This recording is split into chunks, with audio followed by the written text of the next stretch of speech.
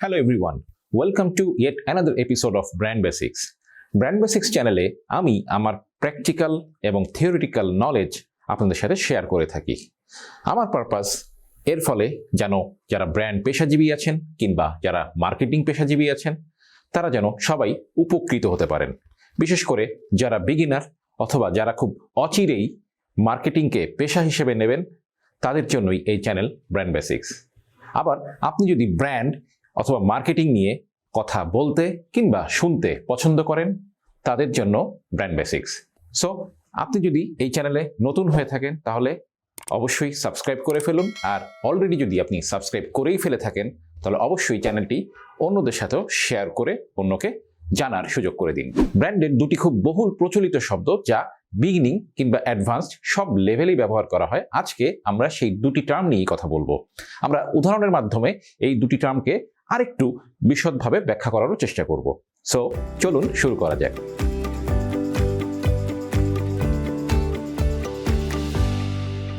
Term দুটির একটি brand value proposition আর অপরটি ইউনিক সেলিং প্রপোজিশন বা ইউএসপি নামে পরিচিত। Are the same or different? I am going to clear all this as we move on. কোনো brand যখন create করা হয় তখন একটি ব্র্যান্ডকে কিন্তু কাস্টমারের কথা মাথায় রেখেই ক্রিয়েট করা হয়। অর্থাৎ একটি ব্র্যান্ড ক্রিয়েশন করার আগে কাস্টমারকে জানতে হয় কাস্টমার আসলে কোনটিকে ভ্যালু করে। So, brand value proposition is basically a statement or a commitment made towards a specific target audience. Brand value প্রপোজিশনের মাধ্যমে আসলে সেই কারণগুলোই ব্যাখ্যা করা হয় যে কারণে কোনো কাস্টমার অথবা গ্রুপ অফ কাস্টমার একটি ব্র্যান্ডের প্রোডাক্টকে অথবা সার্ভিসকে কিনবে অথবা ইউজ করবে।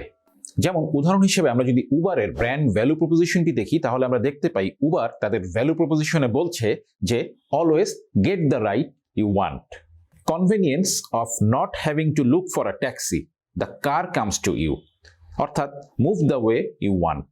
পারফেক্ট, তাই না? দিন শেষে কিন্তু কাস্টমারের কাছে এটাই ভ্যালু, এবং Uber provides that value by connecting the customers with drivers. এবারে আসুন ইউনিক সেলিং প্রপোজিশন বা ইউএসপি কি সেই কথাতে। নাম শুনেই বোঝা যাচ্ছে যেহেতু নামের মধ্যেই ইউনিক শব্দটি আছে, সুতরাং ইউএসপি বা unique selling proposition is the term, অর্থাৎ it is the one reason that makes your brand different from other brands. খেয়াল করে দেখুন ব্র্যান্ড ভ্যালু প্রপোজিশন ব্র্যান্ড কেন ভ্যালুয়েবল কিংবা ডিজায়ারেবল সেটা নিয়ে কথা বলে। অপরদিকে ইউএসপি বা ইউনিক সেলিং প্রপোজিশন, অনেকে এটিকে ইউনিক সেলিং পয়েন্টও বলে থাকে, এটা ব্র্যান্ড কেন অন্য সব ব্র্যান্ড থেকে আলাদা সেটি নিয়ে কথা বলে। সুতরাং ব্যাপারটিকে আমরা এভাবে বলতে পারি যে ইউএসপি বা ইউনিক সেলিং প্রপোজিশন কিন্তু অবশ্যই একটি ব্র্যান্ড ভ্যালু প্রপোজিশন, কিন্তু সমস্ত ব্র্যান্ড ভ্যালু প্রপোজিশন কিন্তু ইউএসপি বা ইউনিক সেলিং প্রপোজিশন নয়।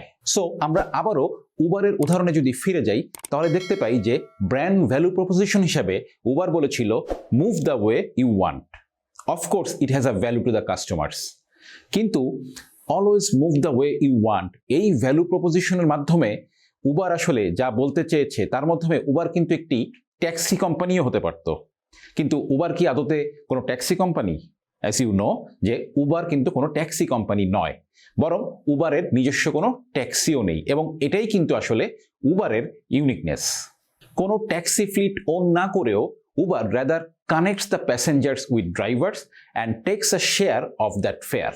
This is how Uber is unique and different from other brands of the same category. So that's it for today. আশা করি brand value proposition এবং USP বা unique selling প্রপোজিশনের মধ্যে যে হালকা ডিফারেন্সটি রয়েছে সেটি বুঝতে পেরেছেন। নেক্সট এপিসোডে আমি কথা বলবো কিভাবে একটি ব্র্যান্ডের ভ্যালু প্রপোজিশন তৈরি করতে হয়, এবং তারপরের এপিসোডে আমি কথা বলতে যাচ্ছি কিভাবে একটি ব্র্যান্ডের ইউনিক সেলিং প্রপোজিশন তৈরি করতে হয়। Hope you will stay connected. See you in the next episode. Happy branding.